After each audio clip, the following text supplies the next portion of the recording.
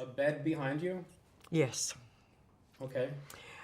And then as he points over my shoulder, he grabs me and turns me to him.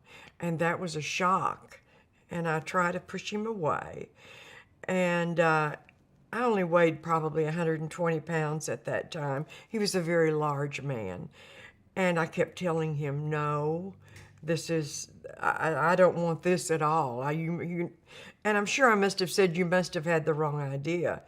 And he wouldn't listen. You know, there was no way that he would listen to what I was saying. And he grabbed me again very forcefully and started biting on my top lip. And this was extremely painful.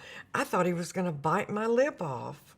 It was, and that's when he pushed me back onto the bed. He bit the top of your lip, Yes, pushed you onto the bed, right. and then what happened?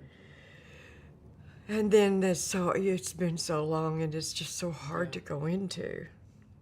I need to stop.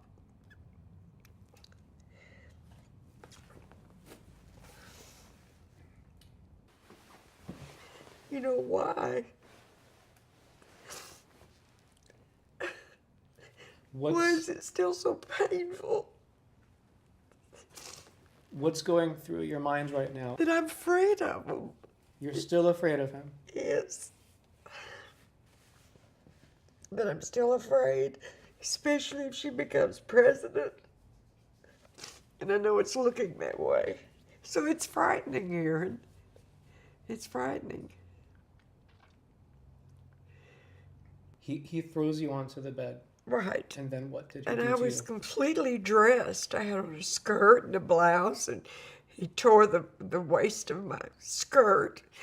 And then he ripped my pantyhose and he raped me. It was very vicious.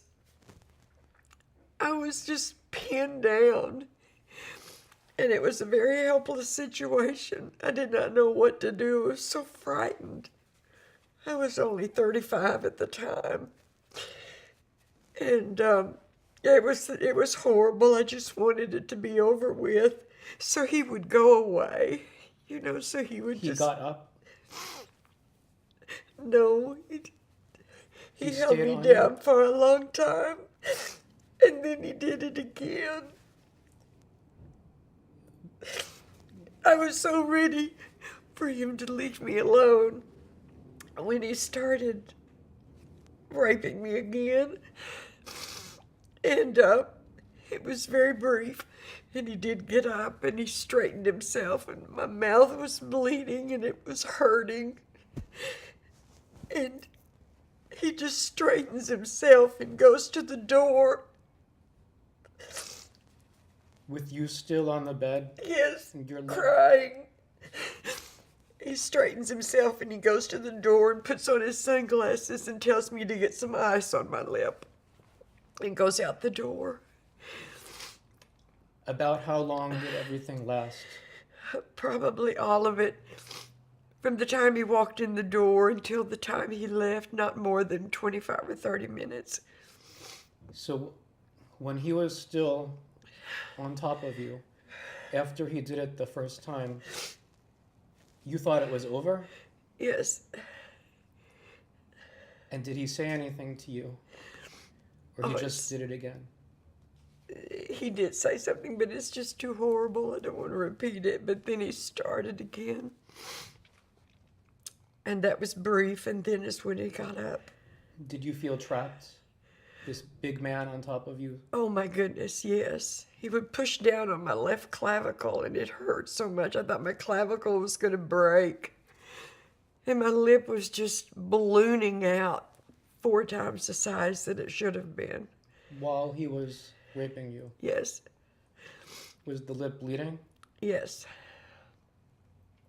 When he first came up to your room and he grabbed you after you were looking out the window, what went through your mind?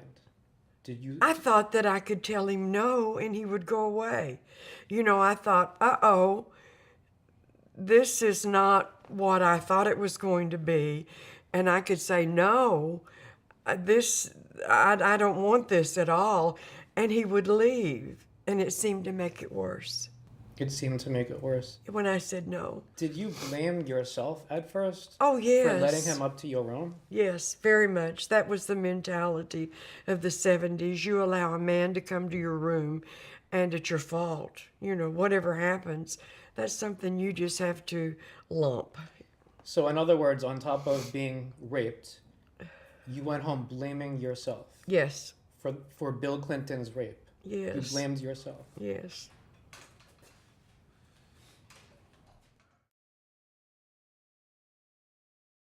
And they come in early from the kitchen area.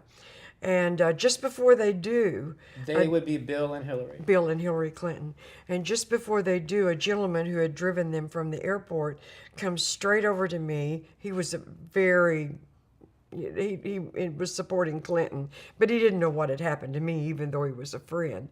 And he said, the topic of the conversation all the way from the airport was about you, and that startled me.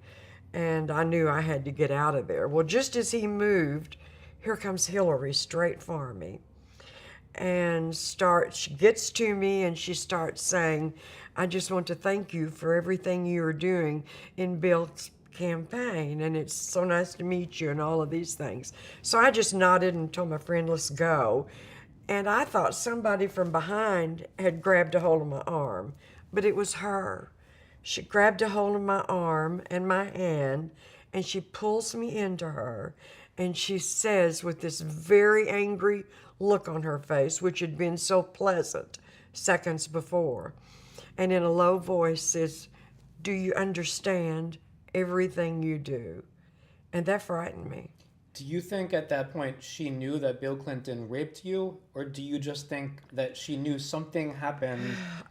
What do you think she knew? At that moment, people have asked me that, said, well, do you think she knew what happened?